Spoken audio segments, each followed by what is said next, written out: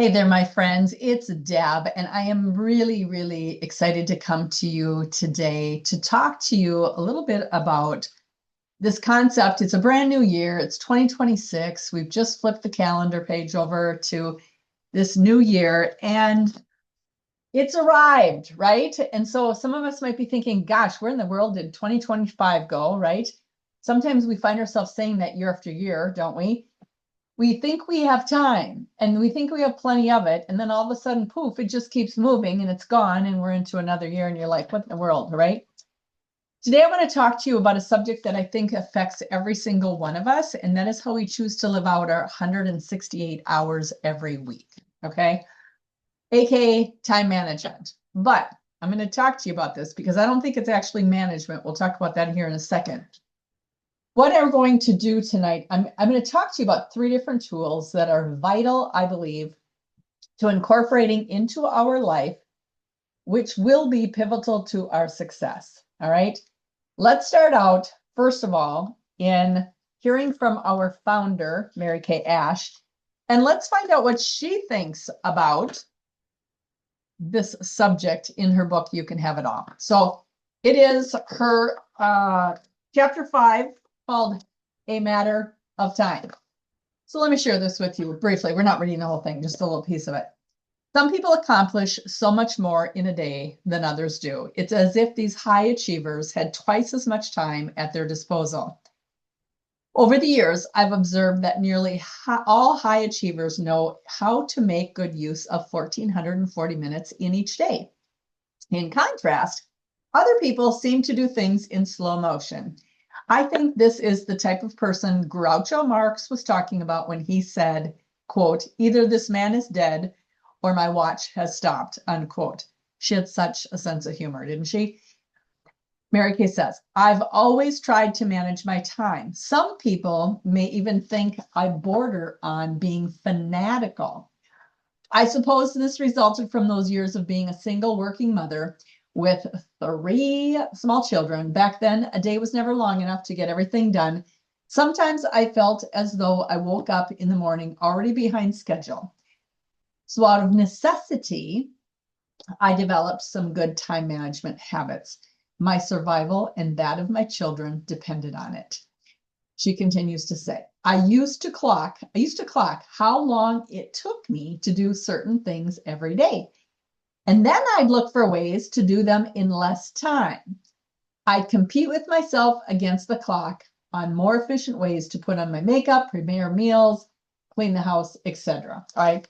And then she carried it on to other things in her life, how to avoid rush hour traffic, shopping at a store where the lines were shorter, blah, blah, blah. Okay, so that's her little tidbit about time management. Each one of us have the same exact amount of time every day, every week, and every year.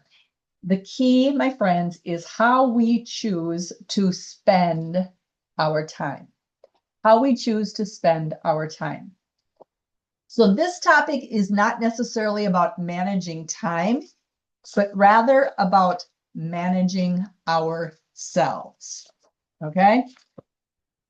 One thing that I personally love to do at the beginning of a year, such as this time, is to do a little reflection on a couple of things. And I'd like for you to write these 3 questions down if you would. Rate yourself 1 to 10 on each of them. So question number 1, how well did I manage my time in 2025? 1 through 10. How well did you manage your time in 2025? How did you do? Did you find yourself making schedules, sticking to it with intentionality, or did you let life happen, right? So 1 to 10, rate yourself. Number 2, how did I do working with the time I have with focused efforts? How did I do staying on focused efforts in 2025? Again, rate yourself 1 to 10.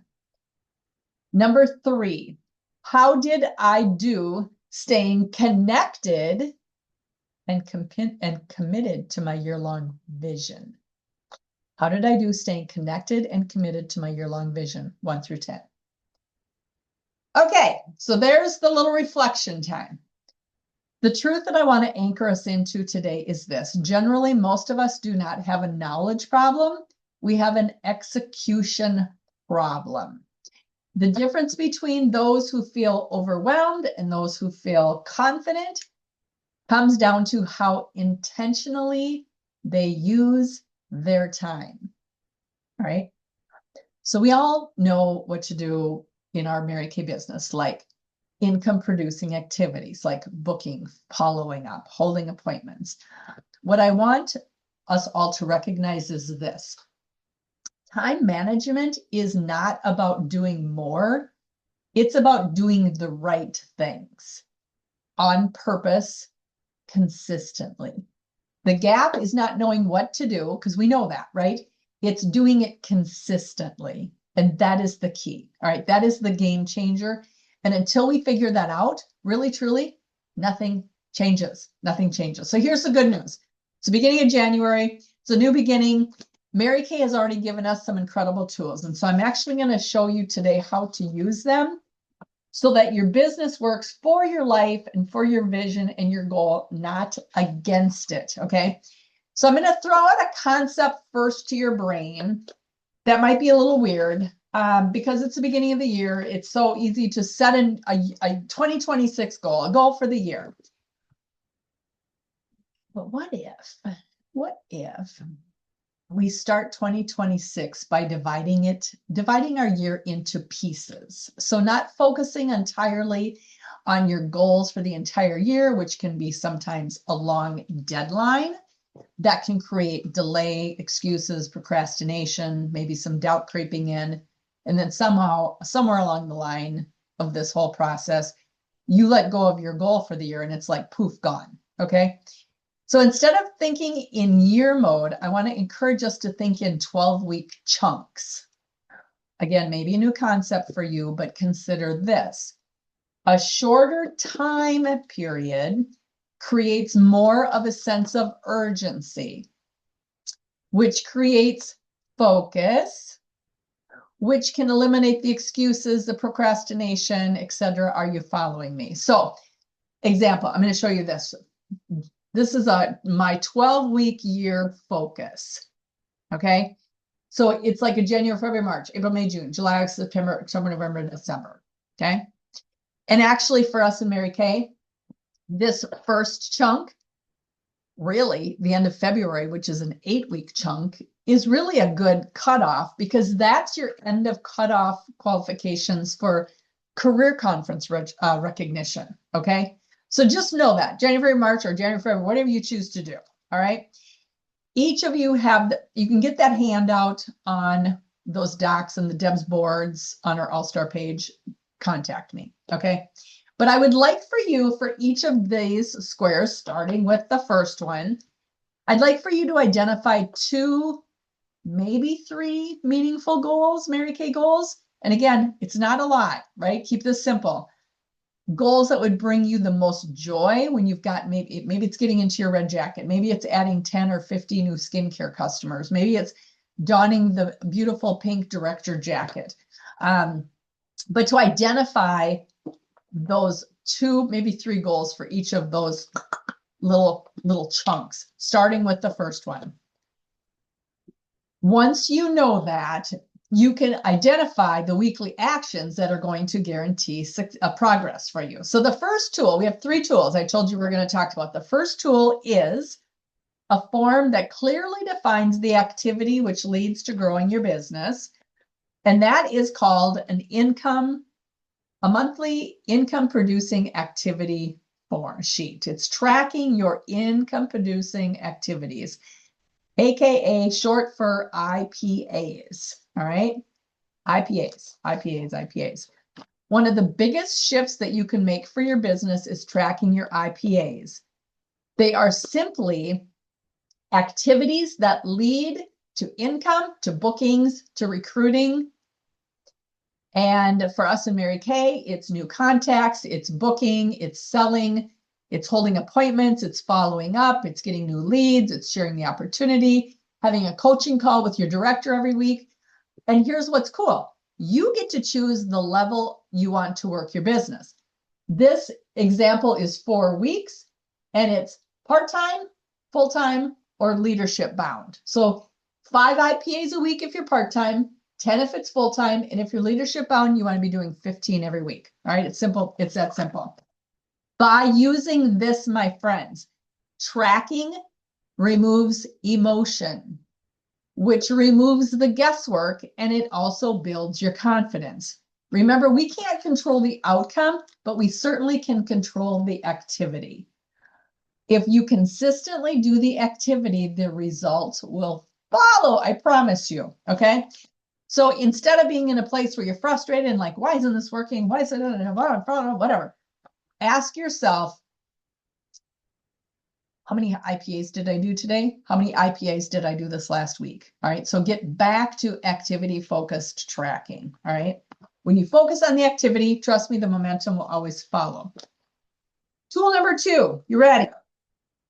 It actually comes from our founder, Mary Kay Ash, which she believes is vital to making a huge difference with our business in the growth of that, and that is called the weekly plan sheet. Okay, I'm going to show you a weekly plan sheet right here. What is this? The concept of this is, some of my notes upside down. This is funny. Okay, the concept is time blocking. Okay, it's time blocking. That's what it is. Gang, if it isn't planned, this is from Mary Kay Ash's words herself. If it isn't planned, it's probably not happening. Unquote. And when we don't plan, we tend to react instead of lead. Actually, she said that part too. So when it comes to doing your weekly planning, remember, you don't plan your life around Mary Kay. You plan Mary Kay around your life. Okay? Here is a weekly plan sheet. It is blank. It starts at 5 in the morning. It ends at 11 o'clock at night, assuming that people sleep those other hours. Okay? It is in 30-minute increments. This is something that I use. This is something that is ideal to use at the beginning of a year, but I also am going to tell you to use this whenever there is a transition taking place in your life. Kids have started to go back to school or whatever. You've taken on this role with this volunteer thing or whatever. It's very important to do during transitions, okay? I challenge you, please sit down within the next 24 hours, seriously, with your weekly plan sheet and start putting down what matters most. Your faith time, your God time, your family time, your personal commitments, your work schedule.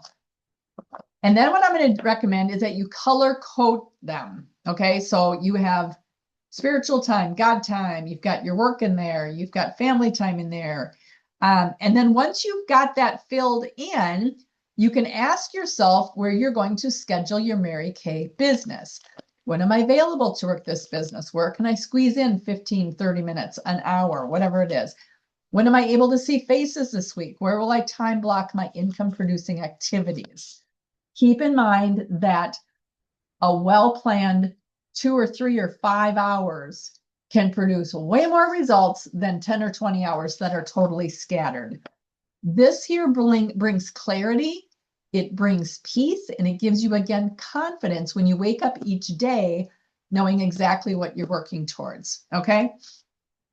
3 points I want to talk about before we keep moving on about this time blocking thing. I want you to remove the thinking piece of this. That is, thinking about what to do is a barrier to execution for a lot of people. When we decide in advance when we do, how often we do it, we eliminate the hesitation, right? There's no deciding, there's no debating, there's no delaying. When it's time to work, you already know exactly what to do. Okay, so quit thinking about it and just do it. Okay, that frees the mental stuff in your brain big time. Action number 2, count the cost. Before you commit, ask yourself, what is the price of this goal and am I willing to pay for it? The cost might be time. It might be stepping out of your comfort zone, a little discomfort. It might be fewer distractions. But when you count the cost beforehand, you can take ownership. Okay, you're no longer surprised by the resistance, you expect it. The last is identifying when is your peak performance time zone, right? When are you on? When are you best? When are you not best? Like, when are you like, oh, I'm exhausted, right? Or whatever it is. Every person has a time of day when they are naturally at their best. You're mentally sharp, you're emotionally steady, you're highly focused. Your job is to identify that window and protect it fiercely. During your peak zone, no scrolling, no social media, no email, no errands, no interruptions. This is your execution window. This is where your IPAs belong, okay? When your best energy goes to your highest high value activities, your results will multiply quickly, okay? One thing I'm going to say about pro time blocking, which we've been talking about, versus evaluating lost time. Two questions to ask yourself with the evaluating lost time. Where do I find myself wasting time or getting sidetracked and distracted? Please ask yourself and answer that question. Please make sure you ask yourself and answer that. Second question, what areas of my life do I need to get under control? What areas of my life do I need to get under control? I'm going to just bring up this concept called scrolling.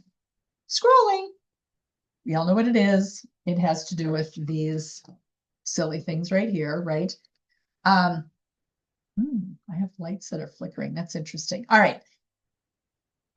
Did you know that the average adult today spends, are you ready? 4 hours and 43 minutes every day flipping, literally flipping and scrolling through their phones. Okay. That is like frightening. Okay. Pay attention to what distracts you, what throws you off course, and the amount of time you're scrolling, friends. It can suck you into a rabbit hole very, very quickly. Okay.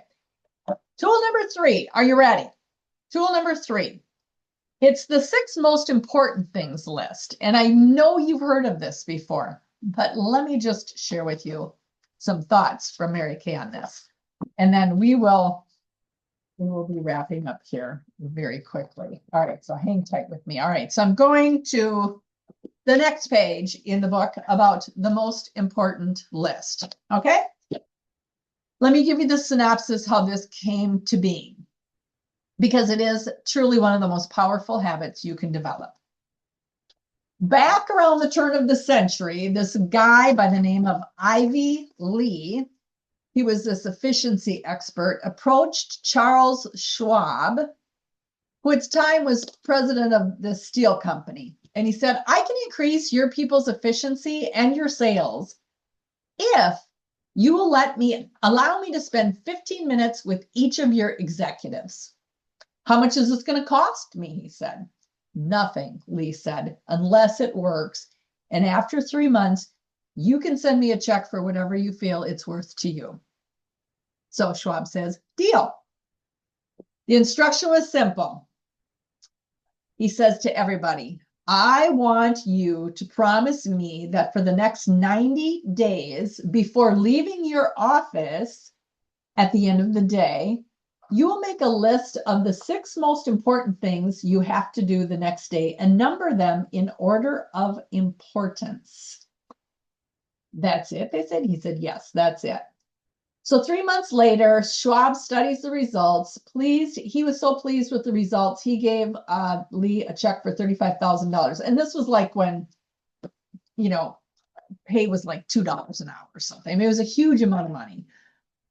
So here's what Mary Kay said. If Schwab, one of the smartest businessmen of his day, was willing to pay $35,000 for this advice, I decided I would follow it too.